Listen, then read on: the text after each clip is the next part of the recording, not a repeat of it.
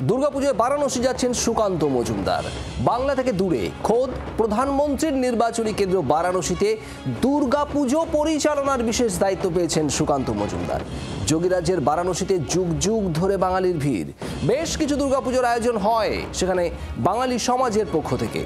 23শে September অর্থাৎ দ্বিতীয়ার দিন দলের নির্দেশে বাংলা থেকে বারাণসী যাচ্ছেন সুকান্ত মজুমদার।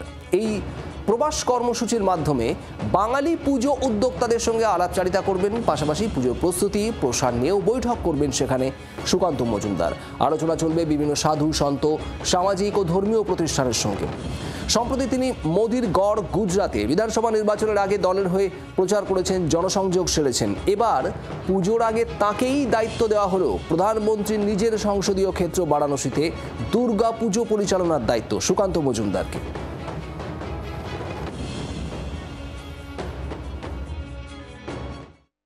এবছর যেটা দেখা যাচ্ছে, বালুরঘাটের পর আপনাকে বিশেষ দায়িত্ব দেওয়া হলো বারাণসী প্রধানমন্ত্রীর কেন্দ্র, সেখানে দুর্গাপুজোর দায়িত্ব কি?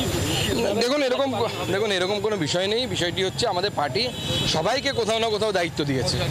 আমাকে বেনারস দিয়েছেন, অবশ্যই এটা মাননীয় প্রধানমন্ত্রীর কনস্টিটুয়েন্সি, সেই জন্য এটা আমার জন্য অত্যন্ত গর্বের বিষয় বা সম্মানের বিষয়। বাংলা ছাড়িয়ে বাঙালি যেখানে আর বাংলা পেরিয়ে দুর্গাপুজো যেখানে, এবার সেই এলাকাতেই পৌঁছে যাচ্ছেন বঙ্গ বিজেপির শীর্ষ নেতারা। লক্ষ্য দুর্গাপুজোর দায়িত্ব সামলানো। বেনারস একদিকে ভারতের শ্রেষ্ঠ তীর্থস্থান, অন্যদিকে এই বেনারসই কিন্তু প্রধানমন্ত্রী নরেন্দ্র মোদীর সংসদীয় এলাকা। দলীয় নির্দেশে একেবারে দ্বিতীয়ার দিন অর্থাৎ মঙ্গলবার বেনারসের বাঙালি সমাজের সঙ্গে মিলিত হবেন সুকান্ত মজুমদার, যেখানে দুর্গাপুজোর যাবতীয় দায়িত্ব থেকে শুরু করে একদিকে বাঙালি সমাজের একাধিক সংগঠন এবং বিভিন্ন রকম সংস্থার সঙ্গে মিলিত হওয়া, তাদের সঙ্গে আলাপচারিতা এবং তার সঙ্গে সঙ্গে বিভিন্ন সামাজিক ও ধর্মীয় সংগঠনের সঙ্গেও মিলিত হবেন এবং বৈঠক করবেন সুকান্ত মজুমদার।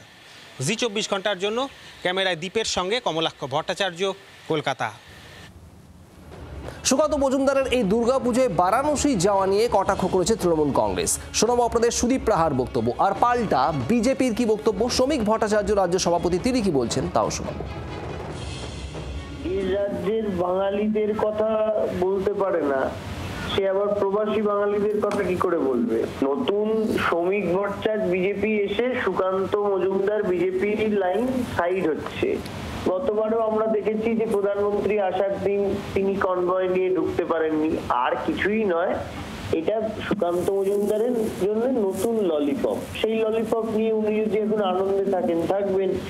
বাংলার দুর্গাপুজো নিয়ে যাদের কোনো আইডিয়া নেই, যারা প্রতিদিন প্রতি মুহূর্তে বাংলার দুর্গাপুজোকে অসম্মানিত করে, যে রাজনৈতিক দলের নেতা দিলীপ ঘোষ মা দুর্গার পিতৃপরিচয় নিয়ে প্রশ্ন তোলে, তারা বেনারসের মতো পবিত্র স্থানে দুর্গাপুজোর কথা বলবে, বাঙালিদের কথা বলবে, এটা হাস্যকর।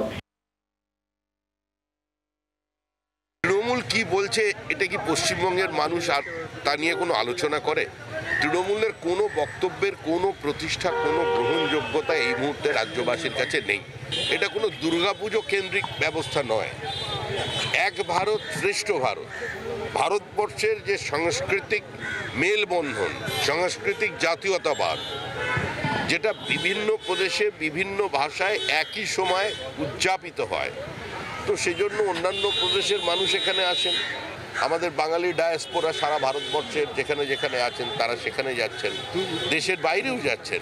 এটার সঙ্গে ভোটের রাজনীতির কোনো সম্পর্ক নেই। আসলে কোনো মতাদর্শহীন আর কর্মসূচিবিহীন রাজনৈতিক দল যদি নিজেকে রাজনৈতিক দল বলে দাবি করে, সমস্যাটা সেখান থেকে তৈরি হয়।